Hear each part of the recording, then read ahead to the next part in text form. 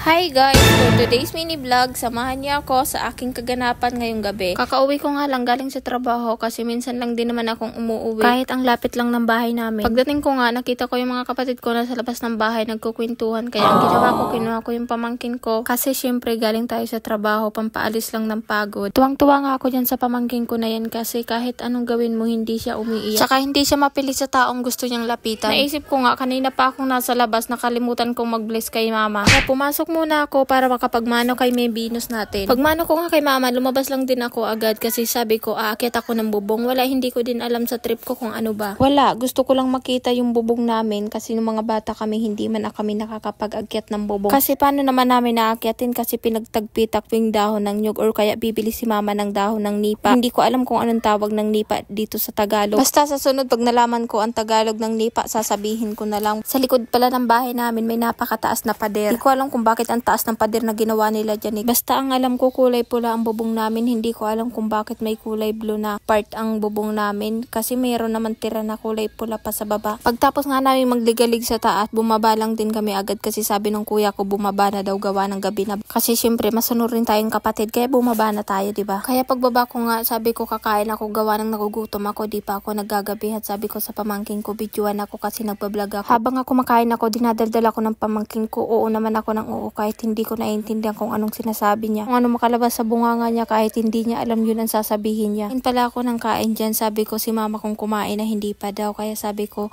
yung tira kong pagkain siya na lang ang umubos. May dala pala ako ng pagkain kanina. So binigay ko na lang kay mama. Sabi ko kumain na siya. Kasi syempre mahal na mahal natin ang may Venus natin. Bigyan na natin ng pagkain kasi kawawa naman. Syempre nakakapagod din manood ng TV lang, diba? Sa kabilang gilid nga pamangkin ko naman kumakain. Pagtapos ko bigyan si mama ng pagkain, lumabas ako sa labas. Nakita ko sila kuya na umiinom ng alak.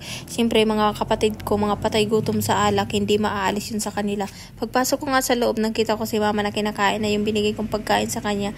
Ang sabi niya pa sa akin kanina, busog pa daw siya. Sabi ko nga kay mama, bilis-bilisan niyang kumain kasi manunood kami ng TV. Reklamo pa nga kasi ang sabi niya, dami-dami daw nalilagay kong kanin. Ibagay lang yan sa kanya kasi ang payat-payat niya. Habang ako makain si mama, sabi ko manunood na kami ng TV kasi napakatagal niya kong kumain. Naalala ko lang nung mga bata pa kami, nung wala pa kaming TV, wala pang kuryente yung bahay namin. Siyempre nasa bukid kami. Ang gagawin namin para makapanood kami ng TV sa kapitbahay namin, maglilinis kami ng maaga sa bahay. Para sa pagdating ng hapon, makakapanood kami ng TV sa kapitbahay. Pero habang palapit pa lang kami dun sa kapitbahay namin na dapat panuuran namin ng TV, nararanasan namin pagpatayan kami ng TV. Nararanasan din namin na sabihan na okay na yan, wag na kayong manood, umuwi na kayo. Ganyan. Imbis na gustong-gusto pa namin manood. Alam ko din na meron ding mga tao na mga ganong karanasan na gaya ng naranasan namin. Pero kahit na ganon, hindi namin inaano yun. Ngayon, pwede na kami magwanto sawang manood ng TV, diba? Kaya hanggang dito na lang, manunod.